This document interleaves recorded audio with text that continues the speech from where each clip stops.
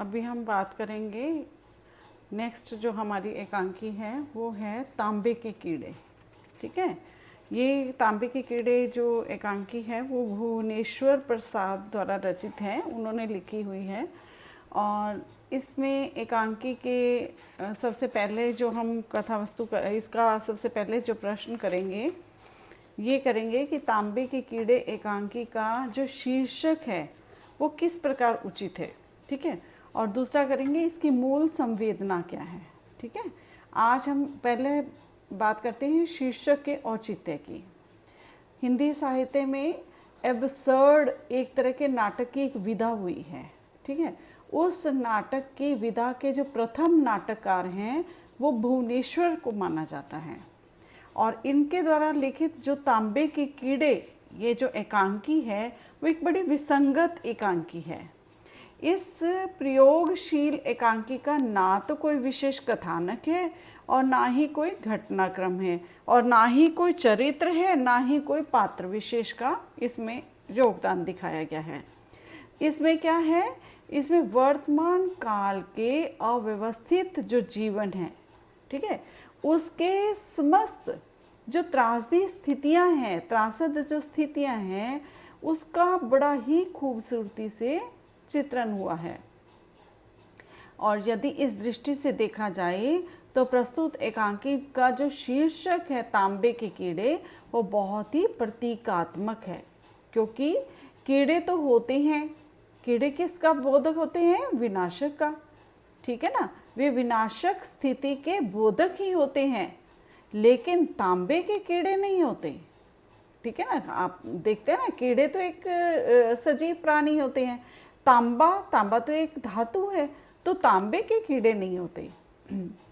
लेखक ने इस एकांकी में तांबे के कीड़े शीर्षक द्वारा इस तथ्य को प्रस्तुत किया है कि आज के समाज में व्यवस्थित जो पीड़ित मानव जो है वो तांबे के कीड़े अर्थात निर्जीव स्थितियों में भुक्तभोगी प्राणी है, जो दबोपन, विवशता और अहम से पीड़ित और व्यथित, थकित जीवन को बेतरतीब ढंग से ढोता रहता है। मतलब इसमें मानव को बताया है ये तांबे के कीड़े का प्रतीकात्मक रूप में।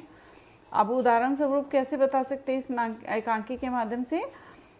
एक पागल आया, उसकी जो इसका पात्र है उसके माध्यम से पागल आया, रिक्शा वाले ने कितना अच्छा नाश किया, मेरी ख्वाहिश है कि हम उसके स्टैचू बनाएं, उसके जाली ऑटोग्राफ बेचने के लिए कंपनियां खड़ी करें, लेकिन मशालची बाबा तुम घर से कितनी दूर निकल आए हो और तुम्हारा सूटर कीड़ों ने ख़त्म कर दिया है।